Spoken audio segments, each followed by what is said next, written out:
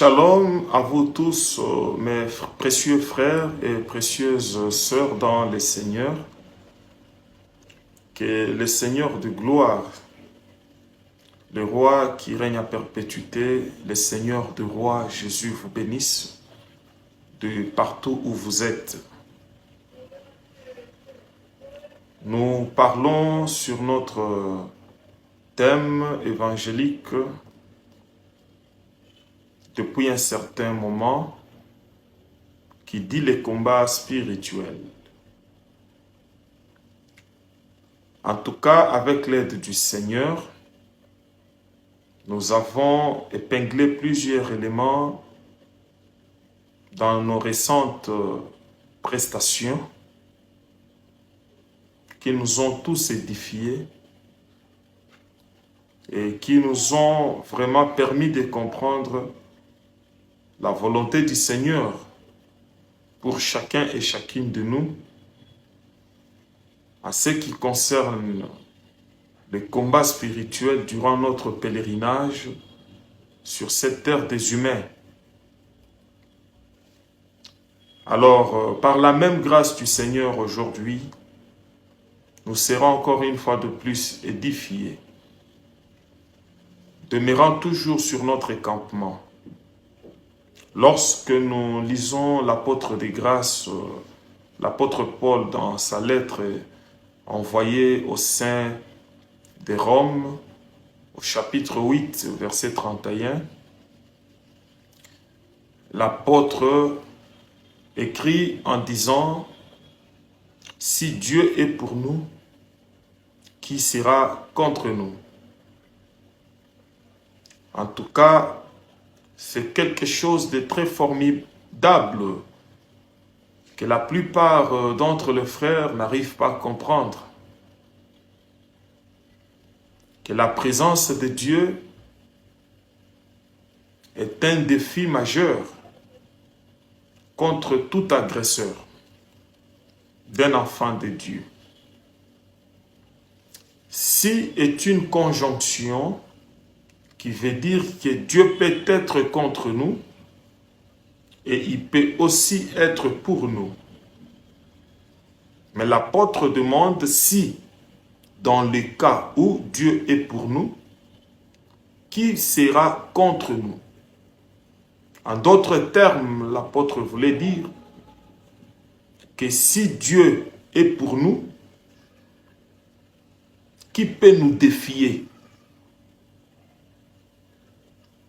Qui peut nous imposer sa volonté? Qui peut nous vaincre?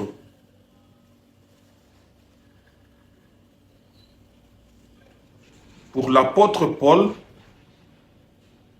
il insinuait que si Dieu est pour nous, personne ne peut s'opposer à nous et l'emporter sur nous. Pour l'apôtre Paul, si Dieu est pour nous, les avis de puissance des ténèbres sont nuls. Le plan maléfique de l'ennemi sont nuls. Donc, dans les combats spirituels, il est crucial de se poser cette question. De quel côté le Seigneur se trouve? Tu ne peux pas t'engager dans une bataille contre les puissances invisibles du monde des ténèbres sans au préalable se poser la question de savoir si Dieu est pour toi ou il est contre toi. La présence de Dieu nous garantit la victoire sur toute adversité. Voilà ce que l'apôtre Paul voulait nous faire comprendre. Nous allons un peu vite avancer. Lorsque nous lisons l'homme selon le cœur de Dieu, le psalamiste, le roi David, dans le psaume 60, au verset 14, si je ne me trompe pas. D'abord, commençant par le verset 13, le roi David dit « Seigneur, donne-nous du secours, car le secours de l'homme n'est que vanité. » Mais avec Dieu, nous ferons des exploits. Car il écrasera nos ennemis. Ici, le roi David explique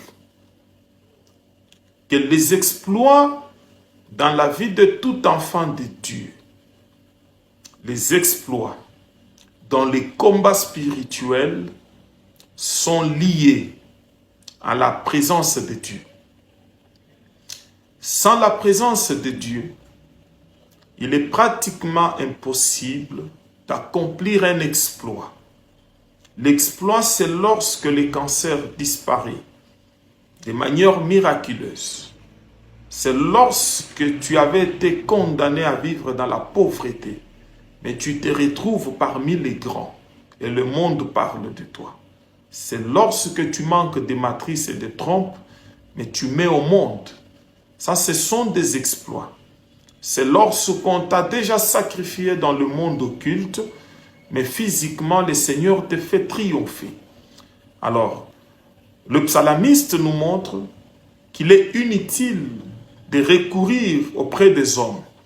Les enfants de Dieu doivent comprendre que le secours de l'homme est nul, ne peut rien apporter. Mais les exploits sont liés à la présence de Dieu. Lorsque vous combattez avec Dieu, rassurez-vous que vous allez faire des exploits. Parce que ça ne sera pas vous, mais ça sera Dieu qui va écraser vos ennemis. Dans les combats spirituels, c'est Dieu qui écrase nos ennemis. Nul ne peut détruire l'adversité spirituelle, représentée par les puissances des ténèbres, les dominations, par sa sagesse, par sa connaissance ou par ses études faites, ni par la théologie. Homme de Dieu, c'est faux. Vous connaissez l'histoire qui s'était passée en Samarie, lorsque deux femmes s'étaient compromises de pouvoir manger leur fils. Mais lorsque la deuxième avait refusé avec son fils, la femme s'était adressée au roi pour dire « Roi, sauve-moi, regarde ce que nous étions convenus ».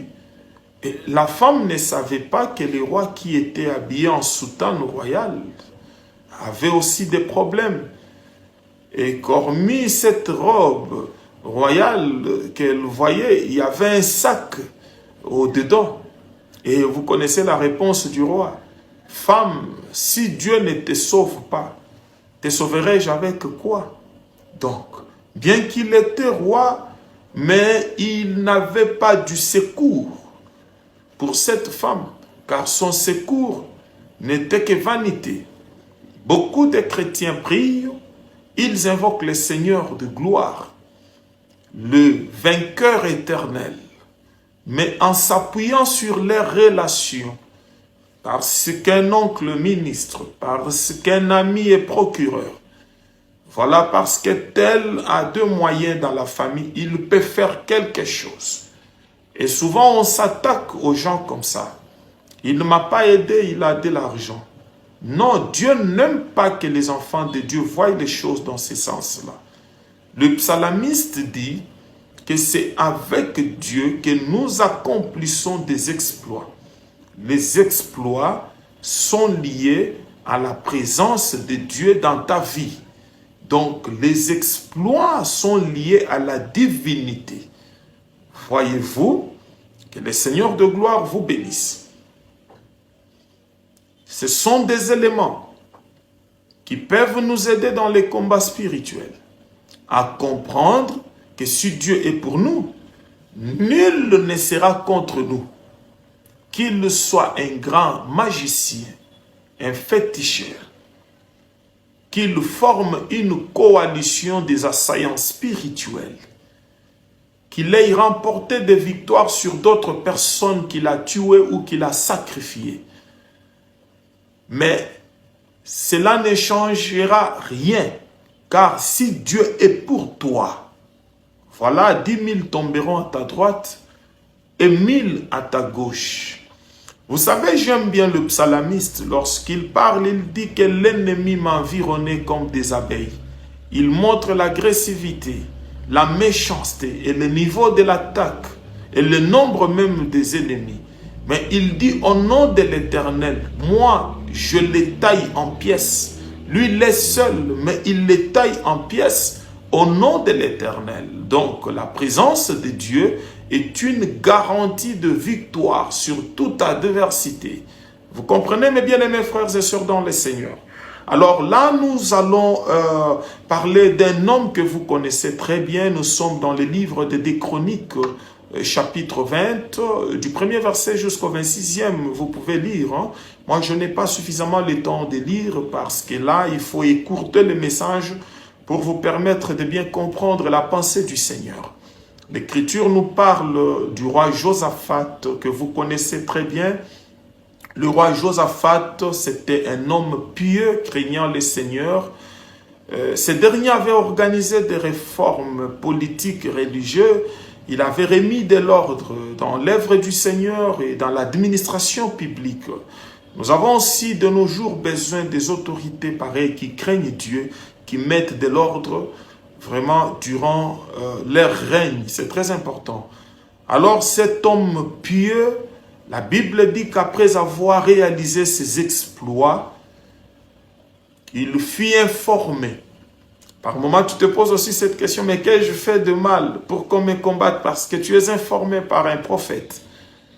Tu es informé dans une vision nocturne que tu es menacé. La Bible dit que Josaphat fut informé qu'il s'était formé une coalition du côté de Syrie par les Ammonites, les Moabites et le fils de la montagne de Séhir. Ces derniers s'étaient coalisés, formant une armée forte pour combattre Josaphat, serviteur de l'Éternel, dont le nom veut dire Dieu a jugé. Dieu a jugé ou encore Dieu a décidé. Donc Josaphat incarnait le jugement de l'Éternel qui est un jugement juste. Vous comprenez? Alors mes bien-aimés frères et sœurs dans le Seigneur, la Bible dit que Josaphat, étant donné qu'il était un humain, il s'effraya. La Bible dit que dans sa frayeur, Josaphat chercha l'Éternel. Il se disposa à chercher l'Éternel.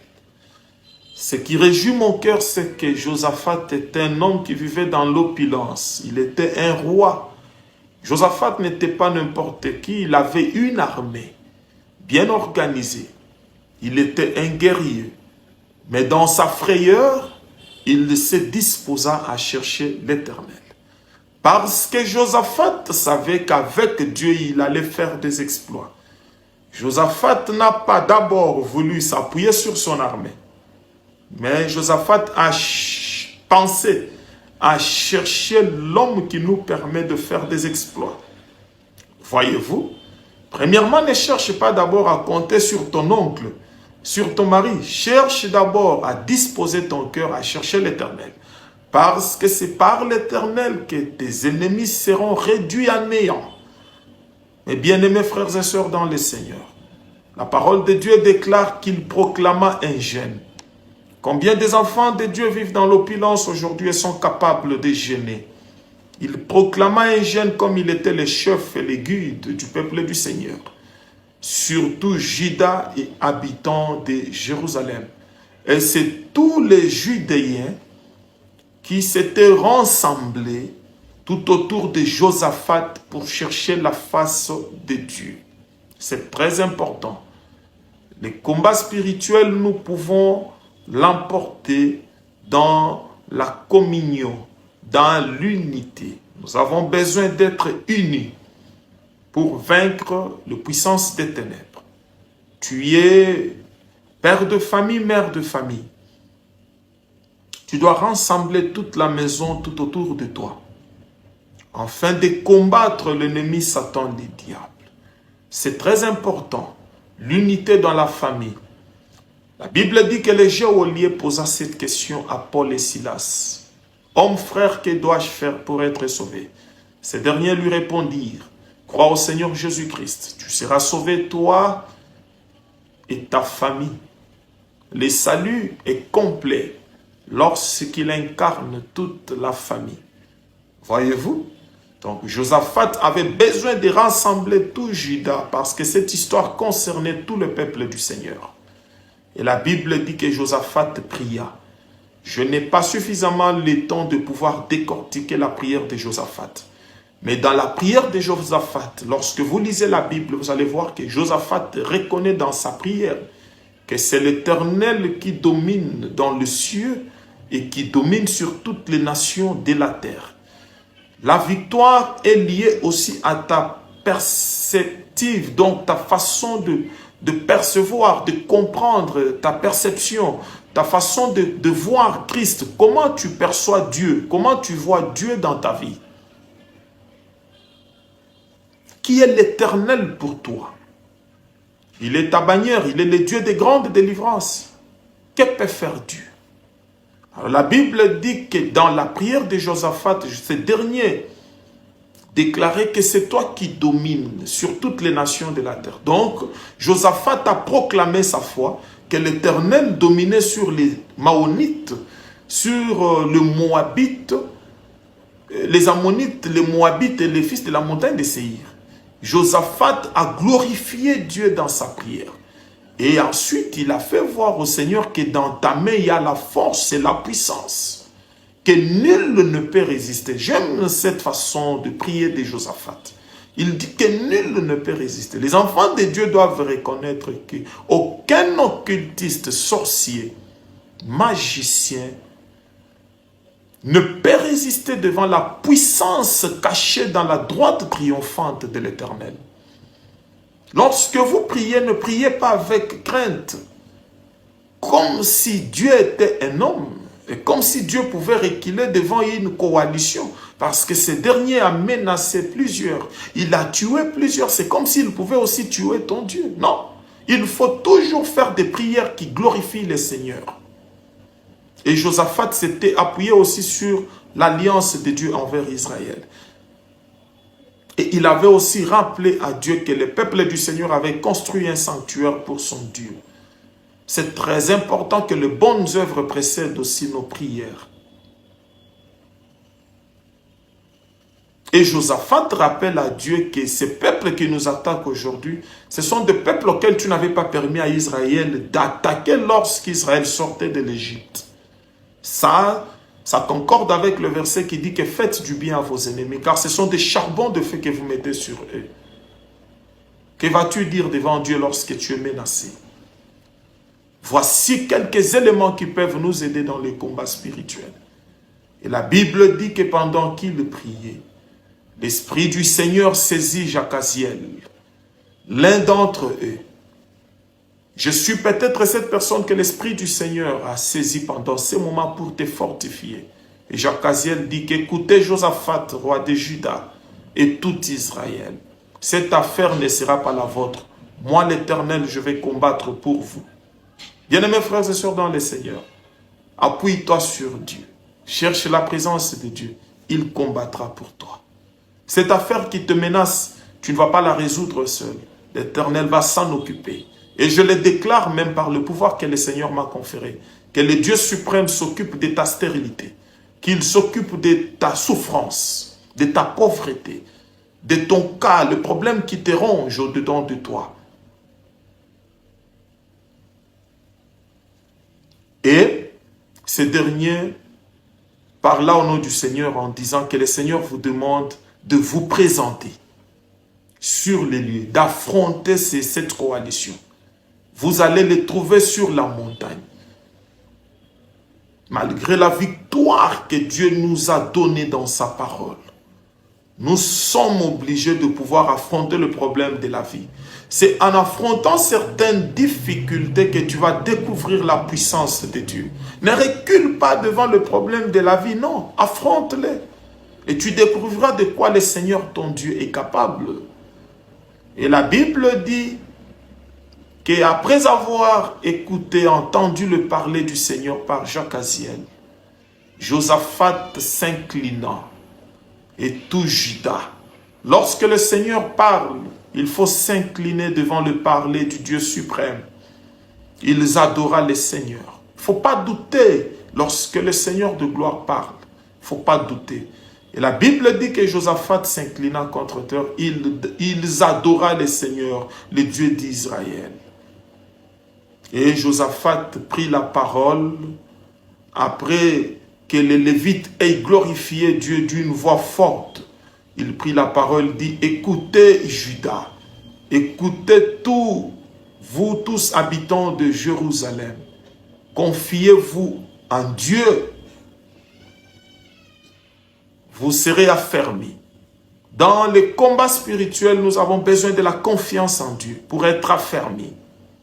Et confiez-vous à ses serviteurs, pas le faux serviteur, pas le faux prophète, les cupides, remplis d'avarice, non. Confiez-vous à ses serviteurs, le prophète, et vous réussirez. Tu dois toujours faire confiance à la personne qui t'encadre spirituellement. Si c'est un homme honnête, franc, craignant Dieu, c'est lui qui se sacrifie pour toi. Tu dois lui faire confiance, car ta réussite est liée aussi à la position de ton cœur par rapport à ce qu'il est en train de faire comme veillant sur ton âme. C'est très important. Ça, ce sont des éléments, mes frères et sœurs bien-aimés dans le Seigneur.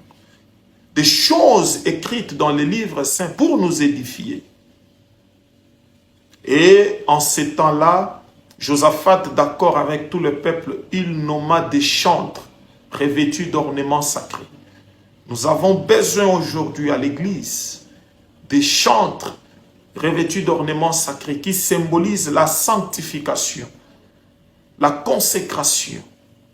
Nous n'avons pas besoin des atalaks aujourd'hui au sein des églises, des hommes charnels qui vivent dans l'impudicité, dans la débauche, qui marchandent le nom du Seigneur, qui se nourrissent, qui remplissent leur ventre du nom du Seigneur, mais qui ne craignent pas Dieu. Des hommes qui ne dégagent pas la puissance du Saint-Esprit. Non, ces derniers étaient revêtus des ornements sacrés. Et ils entonnaient des cantiques. Judas d'ailleurs, qui veut dire que maintenant je louerai le Seigneur. La Bible dit qu'au moment où on entonna des cantiques, le Seigneur Dieu plaça l'embuscade dans les camps des ennemis. Et ces derniers marchaient dans le désert, mais ils louaient le Seigneur. Un enfant de Dieu qui peut vaincre les démons, les puissances sataniques, et c'est lui-même qui marche dans le désert, donc qui traverse des moments difficiles, mais qui élève Dieu, qui élève le Seigneur pendant que tout ne va pas, pendant que les choses semblent ne pas avancer, mais tu glorifies, tu témoignes la puissance de Dieu dans ta vie. Voilà quelqu'un, voilà la personne que Dieu peut faire voir sa magnificence par des exploits. Judas louait le Seigneur dans le désert. Et pendant ce temps, Judas ne savait pas que dans les camps adverses, le Seigneur Dieu opérait déjà des exploits. Et la Bible dit que Dieu aida ces derniers à s'entretuer entre eux. Et lorsque Judas fut arrivé à la hauteur, sur la colline, tu vois, lorsque la louange atteint le sommet, lorsque la prière atteint le sommet, puisque c'est lui qui chante, prie 2 fois, voyez, la louange des Judéens, de Josaphat, symbolise aussi l'intensité de la prière. Donc, lorsque la prière atteint le pic, lorsque la gloire que tu donnes à Dieu atteint le sommet, tu découvriras de quoi le Seigneur est capable. Bien, mes frères et sœurs dans le Seigneur, la Bible dit qu'arrivé sur la hauteur, Josaphat et tout Juda regarda du côté où se trouvait la coalition qui le menaçait. Il n'y avait pas des hommes vivants. Il n'y avait que des cadavres. C'est à la hauteur de la prière, c'est sur le sommet de la louange que tu découvriras que la maladie est nulle, la pauvreté est nulle, car tu regarderas de très loin, tu verras que ce qui te faisait peur, le Seigneur Dieu a réduit cela en néant, parce qu'avec Dieu, nous faisons des exploits. Si Dieu est pour nous, peu importe la coalition, nul ne tiendra devant nous, car c'est lui qui écrase nos ennemis. Et voyez-vous, mes bien-aimés frères et sœurs dans le Seigneur, en ce jour, la Bible dit que les Judéens prirent 3 jours pour ramasser les dépouilles, ramasser des richesses qui étaient parmi les ennemis. Les combats ne s'élèvent pas comme ça dans la vie d'un enfant de Dieu. Derrière chaque combat, derrière chaque bataille, il y a toujours une bénédiction cachée. Le Seigneur voulait récompenser Josaphat pour sa vie de piété, sa droiture et la crainte qu'il avait pour son Dieu. Mais le Seigneur a choisi la voie de combat, la voie de menace. Le Seigneur avait voulu qu'une adversité puisse s'élever contre Josaphat pour qu'au travers de ces derniers, Josaphat soit récompensé. Et le peuple du Seigneur fut dans la joie. Je proclame ce soir qu'une personne qui me suivait soit comblée de joie. Que le Seigneur de gloire étende sa droite triomphante. Qu'il vous bénisse, qu'il écrase vos ennemis. Que le Dieu de paix, le Dieu de toute grâce, le Dieu d'amour vous fasse des surprises agréables. Qu'il remplisse vos maisons, qu'il puisse vous introduire dans une saison d'abondance, de gloire, qu'il vous fasse vivre aussi l'opulence, que le Seigneur de paix t'accorde la guérison, qu'il ouvre la porte du mariage, qu'il ouvre la porte de voyage, que le Seigneur de paix te visite dans ton ministère, que tu puisses exceller, que tu puisses percer. Malgré le désert, avance dans la louange, glorifie Dieu, car cette coalition que tu vois sera réduite au silence. Avec Dieu, nous ferons des exploits. C'est lui qui écrase nos ennemis.